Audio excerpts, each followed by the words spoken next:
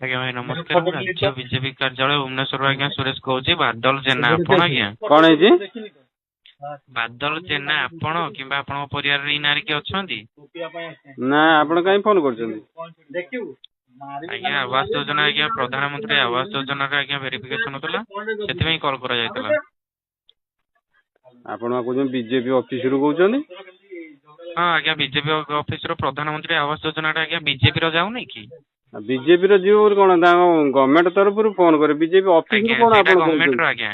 ଆଜ୍ଞା BJP government office ଆପଣ BJP ଭାରତୀୟ ଅଫିସରୁ ଜନତା କହୁଛନ୍ତି? ପାର୍ଟି ଅଫିସ ଆଜ୍ଞା। ଗଭର୍ଣ୍ଣମେଣ୍ଟରୁ ତ ଆସିବ, ସେ ଗଭର୍ଣ୍ଣମେଣ୍ଟ ଅଫିସର ସେ ଫୋନ କରିବେ, ପାଇବେ କି ନାହିଁ। ଆପଣ କଣ ଆଜ୍ଞା କହୁଛନ୍ତି ପାର୍ଟି ଅଫିସରୁ? ଆଜ୍ଞା ପାର୍ଟି ଅଫିସରୁ ଆଜ୍ଞା ଆସିବ ଆଜ୍ଞା ଆପଣଙ୍କର ଯେହେତୁ ପ୍ରଧାନମନ୍ତ୍ରୀଙ୍କର ଯୋଉ ଆଜ୍ଞା ଆବାସ ଯୋଜନାରେ ନବୀନ ଆମର ମୋଦୀ ସରକାରଙ୍କର। ଆରେ ପ୍ରଧାନମନ୍ତ୍ରୀ କଣ ତମ ବିଜେପି ବାଲାଙ୍କର କି? ଆଉ କଣ ବିଜେଡି କଂଗ୍ରେସ ଆପ ୟାଙ୍କର ନା ଏମାନଙ୍କର ନୁହେଁ କି?